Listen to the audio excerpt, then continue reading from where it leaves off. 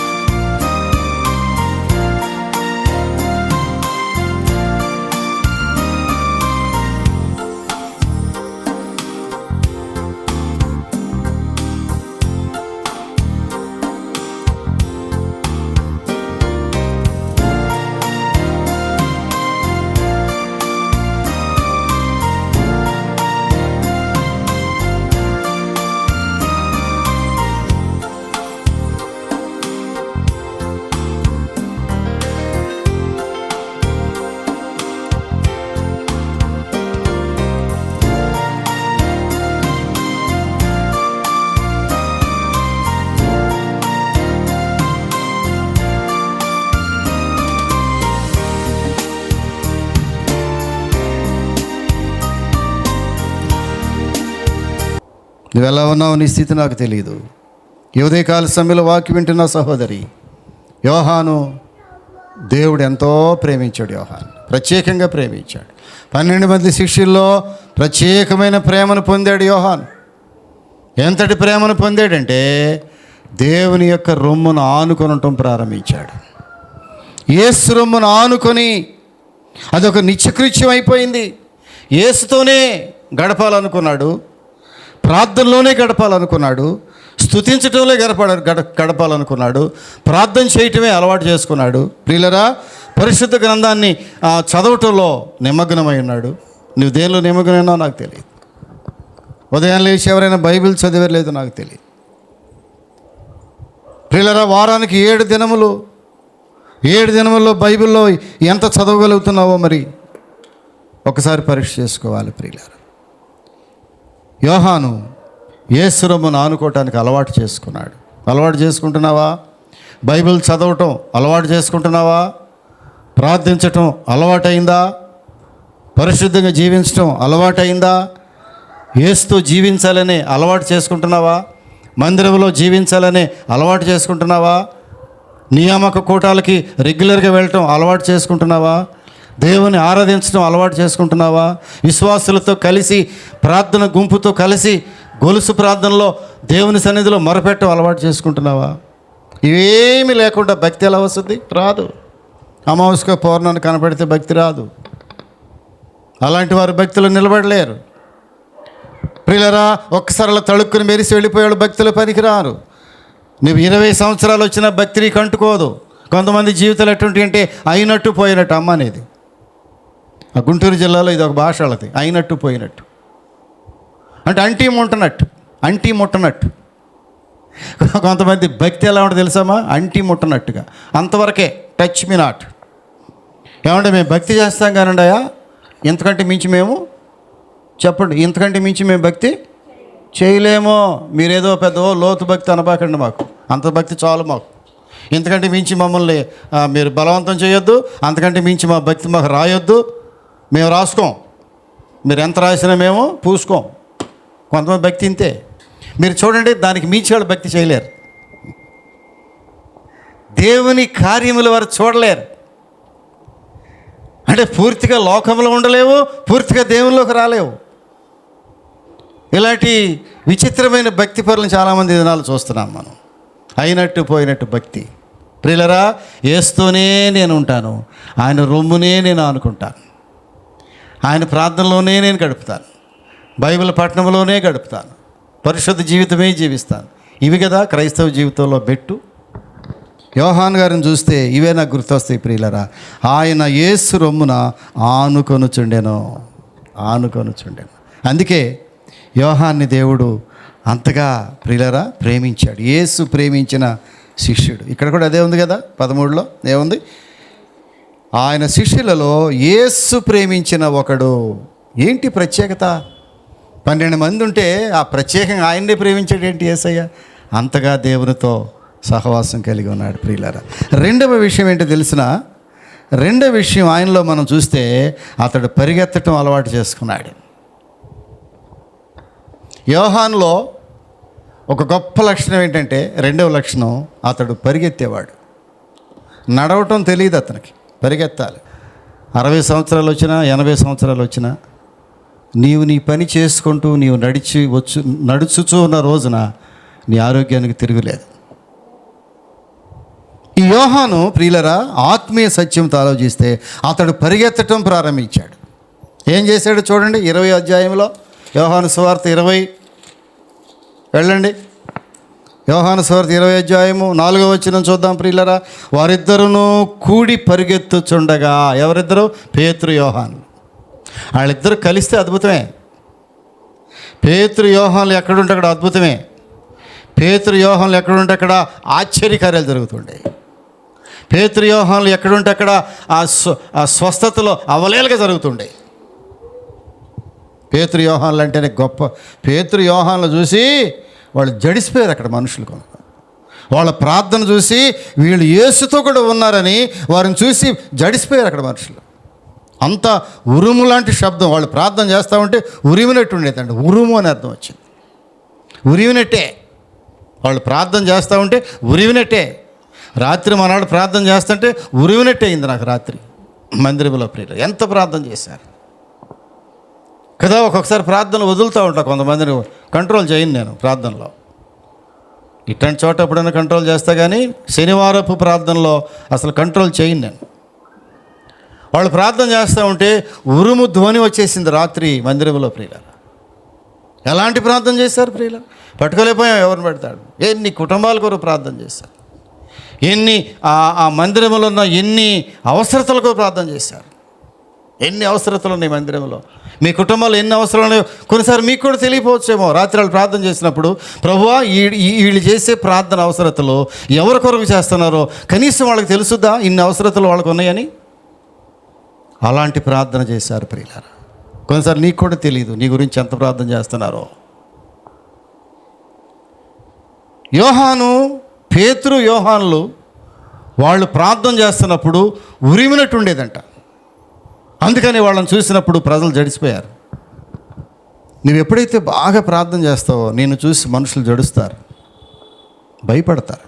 అమ్మో ఈమె ప్రార్థన పర్వాలండి. మాటలు చెబితే జడవరో ఎవరో మనకి, ఏమా ఈయన మాటలు చెబుతాడండి ప్రార్థన చేయండి, జడుతారు ఎవరన్నా? ఎవరో జడ. అసలు విలువే ఉండదు. నువ్వు ప్రార్థన చెప్పితే విలువ ఉండదు అసలు నీకు కదా. ఊరికే మందిరానికి వచ్చేసి వెళ్ళిపోతే ఏంటి విలువ? ఈమె ప్రార్థన చేస్తుందండి. పౌలు గురించి మాట్లాడుతున్నాడు, అతడు ప్రార్థన చేయుచున్నాడు. పాస్టర్ గారితో చెబుతున్నాడు దేవుడు, ప్రభు అననీయతో మాట్లాడుతున్నాడు. అన్నయ్య, ఒక వ్యక్తి మారుమనసు పొందాడయా. అతను ఎవరో కదా, సౌలు. అయ్యా ఎక్కడున్నాడు, ఇప్పుడు ఏం చేస్తున్నాడు అయ్యా? ఇదిగో అతడు ఇప్పుడు ప్రార్థన చేయుచున్నాడు. ఏం చేస్తున్నాడు? ప్రార్థన చేయుచున్నాడు. నువ్వేం చేయాలి? ప్రార్థన చేయాలి. మాటలు చెబితే ప్రయోజనం లేదు. దేవుని రాజ్యము మాటలతోనో పానీయములతోనో ఆహారంతోనో వచ్చేది కాదు. అది ప్రభువే చెప్పాడు. దేవుని రాజ్యము ఆహారము పానీయము కాదు. అది వండుకు తింటాం కాదు దేవుని రాజ్యం అంటే. కొంతమంది మీటింగులు వండుకు తింటమే. మీటింగులు పెట్టండి, వండుకు తింటమే. మీటింగ్కి వాక్యం ఎక్కడ చెప్తున్నారు అడగరు. భోజనాలు ఎక్కడండి? ఎక్కడ? మీటింగుల్లో భోజనాలు ఎక్కడా? మరి ఏమన్నా ఉందా? ఏది? ఏంటది? ఏమన్నా బిర్యానీ లాంటిది ఏమైనా ఉందామా? వెళ్ళేది ఎందుకు? మీటింగ్కి భోజనాలకు వెళ్తున్నా. దేవుని రాజ్యము ఆహారం పానీయం కాదు, మాటలు కాదు. అది దేవుని రాజ్యం అనగా ప్రార్థన, దేవుని రాజ్యం అనగా విశ్వాసము, దేవుని రాజ్యం అనగా ప్రార్థనతో ఉన్న అద్భుతములు. నీ కుటుంబంలో అద్భుతములు జరగాలి, నీ మందిరములో అద్భుతములు జరగాలి. ఒక సహోదరి గురించి సాక్ష్యం చెప్పించాలనుకున్న ఈరోజు నేను. దేవుడు నీకు అద్భుతములు చేసే దేవుడు ఆయన. కారణం ఏంటంటే నీ ప్రార్థన, నీ విజ్ఞాపన నీ జీవితమును అద్భుతకరంగా మార్చగలదు. చేయగలవా ప్రార్థన ప్రియులరా? వాక్యం వింటున్నప్పుడు ఆదివారం సాయంత్రం వెళ్ళి ప్రార్థన చేస్తున్నావు, 1 గంట ఊరికే వింటున్నారంతే. మన సహవాసంలో వాక్యం బాగా ఎక్కువైపోయింది. పిల్లాడు అంటున్నాడు ఓ రోజు, డాడీ వాక్యం చాలా ఎక్కువైపోతాం. అవును, వాక్యం ఎక్కువై ప్రార్థన తక్కువైతే ప్రయోజనం ఏముంది? వాక్యం ద్వారా ఏమీ లేదు. విని వెళ్ళిపోతున్నావు అంతే, విని వెళ్ళిపోతున్నావు. దానికి తగినటువంటి ప్రార్థన లేకపోతే నీ హృదయంలో విత్తబడిన వాక్యము ఎంతోసేపు ఉండదు, సైతాను ఎత్తుకుపోద్ది కదా. రోడ్డు ప్రక్కన పడిన విత్తనముల వలె ఆకాశ పక్షులు వచ్చి వాటిని ఎత్తుకొని పోయాను అంటాడు. వాక్యం ఎత్తుకుపోద్ది సైతాన్. వాక్యం ఉండదమ్మా, గంటసేపు అయిన వాక్యం హృదయంలో ఉంటుంది అనుకుంటున్నావా? ఉండదు. అది ఎప్పుడైతే నీవు దాని ఫాలో అప్ యాక్షన్లో ప్రార్థన చేసావో, ప్రభువా ఈ వాక్యం నా కొరకే, నీ రొమ్మును ఆనుకుని అబ్రహాము వలె నేను నీ రొమ్మును ఆనుకుని నీ శక్తిని ఎప్పటికప్పుడే పొందుకునేటట్టుగా చేయి ప్రభువా అని నీవు ప్రార్థనలో చేయకపోతే ఈ వాక్యం ఎత్తుకుపోద్ది. సైతాన్ ఆగదు, ఉంచదు. సైతానికి బాగా తెలుసు. బాగా వినమాటది. వినేదాకా బాగానే ఉంటుందంట సైతాను. నేను బాగా వినేస్తుందంట. విని విని విని ఏం చేస్తుందంట? గుమ్మం దగ్గర కాచుకుంటుంది. ఎటు వెళ్తారు మీరు? ఇట అయితే ఇక్కడ గుమ్మం దగ్గర ఉంటాడు ఒకడు. పోనీ ఇటు గాదులు అటు వెళ్ళారు అనుకో, అక్కడ గుమ్మం దగ్గర ఒకడు ఉంటాడు. ఎవరు? సైతానమ్మా. చక్కగా ఆ విన్న వాక్యం అంతా దొంగిలించేసి మూట కట్టుకుని వెళ్ళిపోతాడు అంతే. కనీసం సాయంత్రం అడగండి, అయ్యగారు ఏం చెప్పాడు వాక్యం అంటే, ఏమో గుర్తురావట్లేదయ్యా, మొత్తం చెప్పాడు గట్టిగా చెప్పాడు కానీ గుర్తురావట్లేదంట. పిల్లరా, ఈ యోహాను యొక్క అలవాటు ఏంటో తెలిసినా చూడండి, 20వ అధ్యాయము 4వ వచనం చూడండి. వారు కూడి పరుగెత్తుచుండగా ఆ శిష్యుడు, ఏ శిష్యుడు? ఆ యేసు ప్రేమించిన శిష్యుడు ఎవరైనా, ఆ యోహాను పేతురు కంటే త్వరగా పరుగెత్తి ముందుగా సమాధి వద్దకు వచ్చాడు. అబ్బా, పేతురు కాస్త పెద్ద ఆయన కాబట్టి కొంచెం స్లోగా పరిగెత్తుంటాడు. యోహాన్ గారు కుర్రాడు కదమ్మా, కొద్ది యవనస్తుడు కాబట్టి కాస్త గట్టిగా పరిగెత్తాడు. మొత్తం మీద దేవుని కొరకు పరిగెత్తటం అలవాటు చేసుకున్నాడు యోహాను. దేవుని కొరకు పరిగెత్తటం అలవాటు చేసుకున్నటువంటి దైవ సేవకుడు దేవుని కొరకు పరిగెత్తాడు. ఎలా పరిగెత్తాడు తెలిసిన? త్వరగా పరిగెత్తాడు ప్రియులారా. పరుగు ఈ మధ్య పరుగులు ఎక్కువైనాయి కదమ్మా. చాలామంది ఈ దినాల్లో నడవట్లేదు, పరిగెత్తుతున్నారు ప్రియులారు. ఎక్కడ పరిగెత్తున్నారు? ఎక్కడెక్కడికో పరిగెత్తున్నారు. క్రైస్తవులు కూడా ఈ మధ్య పరుగు మొదలెట్టారు కదా. ఇదే సీజన్ అనుకుంటా, బహుశా ఈ నెలలోనే ఒక మంచి ప్రఖ్యాతిగాంచిన టీవీ ఛానల్ వారు యేసు కొరకు పరిగెత్తు అనే కార్యక్రమాన్ని పెడుతున్నారు. మీలో చాలామందికి తెలుసు అది. రన్ ఫర్ జీసస్ అని. యేసు కొరకు పరిగెత్తు, క్రీస్తు కొరకు పరిగెత్తుతాం. చక్క జెండాలు పట్టుకుని కదా, అన్ని చర్చెస్కి ఆహ్వానాలు పంపి అందరిని రమ్మని ఉదయాన్నే 5 గంటలకే ప్రారంభిస్తారు పరుగు. అది యేసు కొరకు పరిగెత్తడం. అవును, ఈ రోజున చాలామంది యేసు కొరకు పరిగెత్తున్నారు. రన్ ఫర్ జీసస్ పెద్ద కార్యక్రమం అది. నన్ను కూడా పిలుస్తూ ఉంటారు. కొంతమంది దైవజనులు పిలిచి ఆ పరిగెత్తేటప్పుడు మధ్యలో దేవుని మాటలు కొన్నిసార్లు చెప్పిస్తారు. నేను కూడా చెప్తూ ఉంటాను అప్పుడప్పుడు. ఇతడు యేసు కొరకు పరిగెత్తటం అలవాటు చేసుకున్నాడు ప్రియులారా. క్రైస్తవులు పరిగెత్తుతున్నారు. ఈ దినాల్లో చాలామంది క్రైస్తవేతరులు, క్రీస్తుని ఎరగని వారు తెలుసా, చాలామంది పరిగెత్తున్నారు. వాళ్ళ పరుగు అలిసిపోయేటంట పరుగు ప్రియులారా. ఆ పరుగు ఎక్కడికో తెలియదు, పరిగెత్తి కొంతమంది ఎండమావుల వైపు పరిగెత్తుతూ ఉన్నారు. అంతే, పాపం వైపు పరిగెత్తుతూ ఉన్నారు. ఒక ఆయన చెప్పాడు నాకు, నేను నా జీవితంలో 3 వంతులు జీవితము పాపము కొరకు పరిగెత్తుతూనే ఉన్నాను. నేను I was running after the sin. ఆ వ్యభిచార పాపముల కొరకు నా 75% జీవితము వ్యభిచారం కొరకు పరిగెత్తుతున్నాను. చివరికి ఆ శరీరము తూట్లు పడిపోయి జబ్బులు పాలైపోయి ఎందుకు పనికిరకుండా అయిపోయాడు అతను. అంతే, దేని కొరకు పరిగెత్తుతున్నాడు మనుషుడి దినాల్లో? పాపము జూరుకోవటానికి మనుషుడు పరిగెత్తుతూ ఉన్నాడు. తృప్తి లేనటువంటి జీవితాలు. పాపములో తృప్తి లేదు మానవుడికి, డబ్బు సంపాదనలో తృప్తి లేదు మానవుడికి. పరిగెత్తుతున్నాడు వెడ్డి వ్యాపారం చేసుకుంటూ. మనుషుల రక్తాన్ని పీకుతూ, విధవరాల రక్తమును పీకేస్తూ, మనుషుల యొక్క కుటుంబాలను పాడు చేస్తూ, ఆ వడ్డీ వ్యాపారం వ్యాపారం వ్యాపారం డబ్బు సంపాదన పరిగెత్తుతున్నాడు. అంతే, ఏం చేసుకుంటాడో తెలియదు. ఓ ఫూల్ ఏమన్నాడు తెలుగులో? వెర్రివాడా, ఈ రాత్రి నీ ప్రాణం అడుగుచున్నాను, నీవు సంపాదించిన ఆస్తి ఎవరి వగును అంటాడు. ఎంత గంభీరమైన మాట అది! నీవు సంపాదించిన ఆస్తి ఎవరి వగును? నీ ప్రాణం పోతే ఎంతసేపు పడుతుంది ప్రాణం పోటాకి? క్షణమే. కూడగట్టి కూడగట్టి కూడగట్టి కూడగట్టి కూడగట్టి ప్రాణం క్షణమే వదిలిపోద్ది. అంతే, పరిగెత్తుతున్నాడు మానవుడు.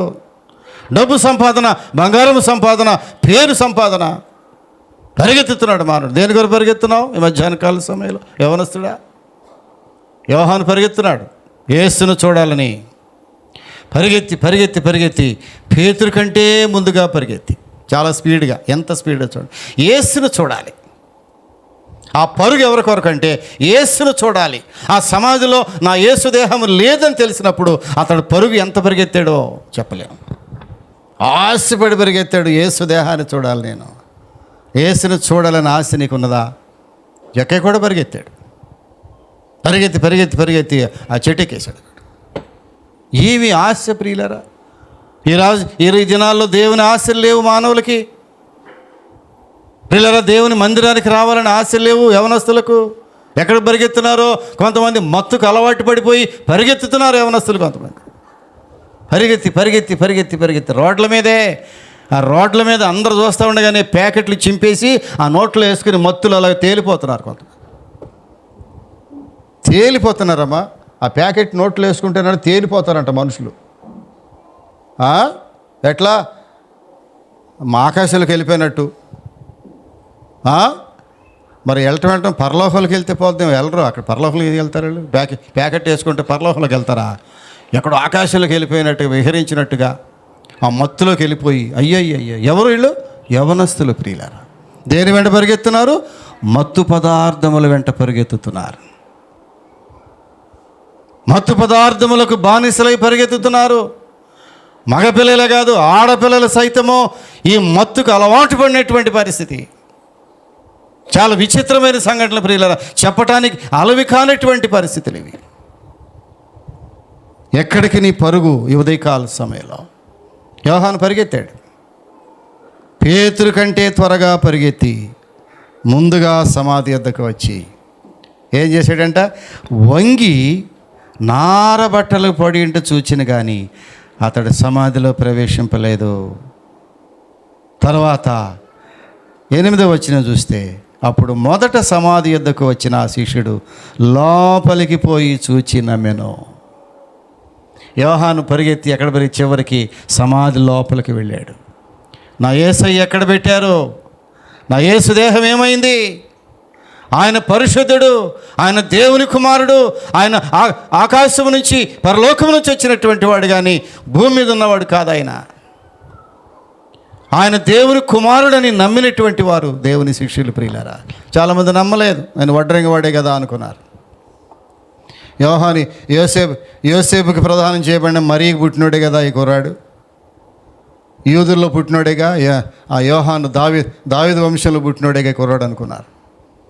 కానీ యోహాను అయితే నమ్మాడు, ఈయన దేవుని కుమారుడు. పేతురుని అడిగాడు, పేతురు నా గురించి ఏమనుకుంటున్నారయ్యా అన్నాడు. అయ్యా, కొంతమంది ఏలియా అనుకుంటున్నారయ్యా, కొంతమంది పెద్ద ప్రవక్త వచ్చాడు అనుకుంటున్నారు. సరే నువ్వేమనుకుంటున్నావు అన్నాడు. నీవు సజీవుడు అయిన దేవుని కుమారుడైన క్రీస్తువు అన్నాడు. చప్పట్లు కొట్టాలి అందరూ. ప్రభువా, నీవెవరువో నాకు తెలుసు. నీవెవరు అంటే వడ్రంగి పని చేస్తున్నటువంటి యోహానికి పుట్టినవాడు, యోహాన్ ఇంట్లో పుట్టినవాడు కాదు నీవు. మరియమ్మ తల్లికి పుట్టినవాడు మాత్రమే కాదు నీవు సజీవుడు అయినా, ఎవరైనా సజీవుడు అయినా దేవుని కుమారుడైన క్రీస్తువు నీవు. ఏం శభాష్ అన్నాడు. ఏం చెప్పావయ్యా నన్ను గురించి? ఏం చెప్పావు పేతురు? నువ్వు నీ అంతటి నువ్వు చెప్పలా, నా తండ్రి బయలుపరిస్తే చెప్పిన మాట ఇది అన్నాడు. అవును ప్రభువా, నా అంతటి నేను చెప్పిన మాట కాదు ఇది, నా తండ్రి బయలుపరిచాడు. నేను ఎవరినో, నా తండ్రి నీకు బయలుపరిస్తే నేను ఎవరినో నీకు గ్రహింపైంది. ప్రియులరా, ఎలాంటి వాడినా యోహాను గుర్తించాడు. ఆ నారబట్టలు పడి ఉండట చూచి, యేసు దేహం లేకపోవటం చూసి బెంబేలు పడిపోయి గల్లంత అయిపోయి, నా యేసు ఏమైపోయాడు చెప్పాలి ఇప్పుడు. ఎంత ప్రేమించాడు ప్రియులరా, ఎంత ప్రేమించాడు. ఒకరోజు దావీదు భక్తుడు రాస్తాడు, చూశారు ఒకసారి 119లోకి వెళ్ళండి. దావీదు భక్తుడు ఒక మాట రాస్తాడు బైబిల్లో. ఒక్కసారి చూసి తరిద్దాం ఆ మాటని. 119వ కీర్తన 32వ వచనంలోకి వెళితే, నా హృదయము నీవు విశాలపరుచినప్పుడు నేను నీ ఆజ్ఞల మార్గమున పరిగెత్తెదను. అబ్బా, నేను నీ ఆజ్ఞల మార్గమున పరిగెత్తెదను. పరుగు ఈ రోజున ఉదయకాల సమయంలో యోహాను పరిగెత్తాడు. అందుకే యోహాను దేవుడు అంతగా ప్రేమించాడు. పరిగెత్తావా నీవు? నడకే లేదు. రెండమ్మ అంటే నడక, అడుగులు అడుగేసుకుంటా. కొంచెం స్పీడ్గా నడిస్తే దేవుని మందిరానికి కొంచెం స్పీడ్గా నడిస్తే ఏమవుద్ది? కొంచెం స్పీడ్గా నడిస్తే ఏమవుద్ది? నడిచారు ఎప్పుడన్నా స్పీడ్గా దేవుని మందిరానికి? చాలామంది జీవితంలో అత్యంత స్లోగా నడిచేటటువంటి సందర్భం ఏంటంటే మందిరానికే. అవునా? మందిరానికే. ఎప్పుడన్నా చూడండి, క్యాలెండర్ తీసుకోండి. క్యాలెండర్లు ఉన్నాయి అందరి దగ్గర, తీసి పడేశారా? క్యాలెండర్లు ఉన్నాయి. క్యాలెండర్లు వేసుకోండి, ఏ రోజున కరెక్ట్ టైంకి వచ్చారు వేసుకోండి. ఒకరోజు, ప్రభువా ఈ ఆదివారం నేను చాలా స్పీడ్గా నీ సన్నిధికి వచ్చాను ప్రభువా, 10 గంటలకే వచ్చాను. వేసుకోండి. ఒక టైం వేసుకోగలరా ఆదివారం క్యాలెండర్లో? ఈ రోజున క్రైస్తవులు ముఖ్యంగా అత్యంత స్లోగా నడిచేది దేవుని మందిరానికే కదా, దేవుని మందిరానికే. ప్రియులరా, నేను మందిరానికి ఒకరోజు పరిగెత్తా. టైం అయిపోతే చేతిలో బండి లేదు. చేతిలో అప్పుడు ఒక స్కూటర్ ఉండేది నాకు, అది కూడా బహుశా ఆయిల్ లేక నేను దాన్ని తీసుకోలేదేమో ఆ రోజు, నాకు తెలియదు. కానీ టైం చూస్తే 10 దాటిపోతా ఉంది. పిల్లల్ని వెనకబెట్టి, అమ్మ మీరు జాగ్రత్తగా రండి అని నెమ్మదిగా రానిచ్చి వాళ్ళని నేను వాళ్ళకంటే ముందు పరిగెత్తాను ఆ రోజు. లిటరల్గా, ప్రాక్టికల్గా నేను మందిరానికి పరిగెత్తుకుంటూ వెళ్ళాను చేతిలో బైబిల్ తీసుకుని. కారణం ఏంటమ్మా? దేనికి వెళ్ళి ఉంటాను, పరిగెత్తి ఉంటాను? అక్కడ పలహారం పెడుతున్నారనా? కాదమ్మా. దేని పరిగెత్తుంటాను? టైం అయిపోతుంది. అయ్యగారు వాక్యం టైం అయిపోతుంది. వాక్యం ప్రారంభంలోనే వెళ్ళాలనుకున్నాను, పరిగెత్తుకుంటూ వెళ్ళాను. ప్రియులరా, చేతిలో బైబిల్ ఉంది, పరిగెత్తుతున్నాను. మనుషులు చూస్తున్నారు. ఎంతోమంది చూసి హేళన చేసి ఉంటారు, బైబిల్ పట్టుకుని పరిగెత్తుకెళ్తున్నాడు ఏంట్రా అంటే. చర్చి కూడా పరిగెత్తుకెళ్ళాలా? చర్చి కూడా పరిగెత్తుకెళ్ళాలా? కాలేజీల కంటే పరిగెత్తుకెళ్ళవచ్చు టైం అయిపోతే, ఉద్యోగాల కంటే పరిగెత్తుకెళ్ళవచ్చు టైం అయిపోతే, పెళ్ళిళ్ళ కంటే ముహూర్తం పరిగెత్తుకెళ్ళవచ్చు, భోజనానికంటే మొదటి పంక్తిలో భోజనం చేయకపోతే ఆ బిర్యానీ అయిపోద్ది అని పరిగెత్తుకెళ్ళవచ్చు. కానీ మందిరానికి కూడా పరిగెత్తుకెళ్ళాలా? నేను పరిగెత్తుకెళ్ళిన వాడిని. ప్రియులారా, నన్ను చూడండి ఒకసారి. నేను దేవుని మందిరానికి ఒక చేత్తో బైబిల్ పట్టుకుని పరిగెత్తుకెళ్ళిన వాడను, అబద్ధం ఆడటం లేదు. పరిగెత్తావు ఎప్పుడైనా మందిరానికి? మందిరానికి పరిగెత్తం ఏంటంటావా? మందిరానికి పరిగెత్తం ఏంటండి? ఆ వాక్యం మొదలు పెడతాడు అయ్యగారు, ఏంటంట? Then what? పోనీ సగం అయిపోద్ది వాక్యం, ఏంటంట? Then what? పోనీ వాక్యం అసలు పూర్తిగా అయిపోద్ది, ఏమవుద్దంట? Then what? ఆశీర్వాదం కూడా అయిపోద్ది, ఏమవుద్దంట? Then what? ఏమవుద్దంట? ప్రియులరా, దేవుని మందిరం యొక్క విశిష్టత, దేవుని మందిరం యొక్క గౌరవము, దేవుని మందిరం యొక్క ప్రాముఖ్యత మొట్టమొదటిగా ఒక క్రైస్తవుడిగా నీవు గ్రహించాలి. అది గ్రహించిన రోజున దేవుని కొరకు పరిగెత్తుతావు నీవు. యోహాను ఏం చేశాడు? ఏమ్మా చెప్తున్నారా? జోలపాట పాడినట్టుందా? యోహాను ఏం చేశాడమ్మా? యేసు కొరకు పరిగెత్తాడు. దావీదు ఏం చేశాడంట? నేను నీ ఆజ్ఞల వైపు పరిగెత్తుదును, నీ వాక్యం కొరకు పరిగెత్తాను. దేవుని వాక్యం కొరకు పరిగెత్తిన వాడు దావీదు భక్తుడు. ఏమన్నాడు ఇక్కడ 3వ అధ్యాయంలో 32వ వచనములో? నీ ఆజ్ఞల మార్గమున పరిగెత్తుదును. ఇంగ్లీష్లో చాలా బాగుంటుంది, I will run with the commandments. I will run after the commandments. నీ ఆజ్ఞల వైపు నేను పరిగెత్తుదును. దేవుని వాక్యం పట్టుకొని పరిగెత్తాడు దావీదు భక్తుడు. ప్రియులారా, పరిగెత్తావా? చాలామంది యవనస్తులు వాక్యం కొరకు పరిగెత్తుతున్నారు. ప్రియులారా, యవన కాలంలో ఎంతోమంది వాక్యం కొరకు పరిగెత్తిన వాళ్ళు ఈ రోజున దైవ సేవకులుగా వెలుగొందుతున్నారు సమాజంలో. ఒట్టిపునానికి దైవ సేవకులు కాలేరు, ఒట్టిపునానికి అద్భుతాలు చూడలేరు. దేవుని ఆజ్ఞల తట్టు పరిగెత్తటం మొదలుపెట్టారు. ప్రియులరా, పరిగెత్తారు. అందుకే యోహానును దేవుడు మిక్కిలిగా ప్రేమించాడు. ఏం చేశాడు? ఇతను యేసు కొరకు పరిగెత్తాడు. ప్రియులరా, యేసు రొమ్మును ఆనుకున్నాడు. యేసు రొమ్మును ఆనుకోవటం అలవాటు చేసుకున్నాడు. యేసు కొరకు పరిగెత్తడం అలవాటు చేసుకున్నాడు. అందుకే యోహానును దేవుడు ప్రత్యేకంగా ప్రేమించినట్టుగా మనం చూస్తున్నాం. ప్రియులరా,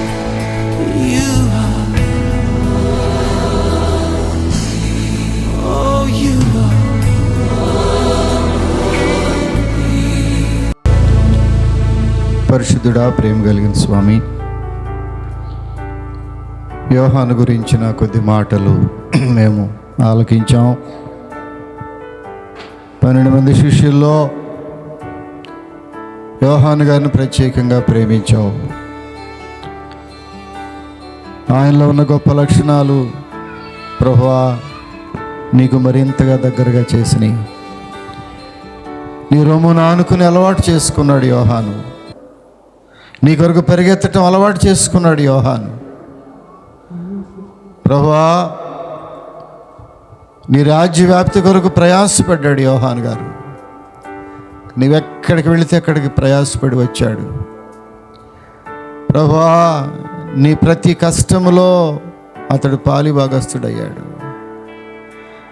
నీ దగ్గర జీవించాలని, నీతో కలిసి ఉండాలని ఆరాటపడ్డాడు. పరిశుద్ధాత్మ అభిషేకం పొందుకున్నాడు.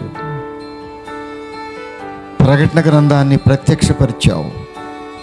రాబో సంగతులను, జరగబోయే సంగతులను యోహానుతో పంచుకున్నావు నీవు. ప్రభువా ఎంత గొప్పగా నీవు అతన్ని ప్రేమించావు.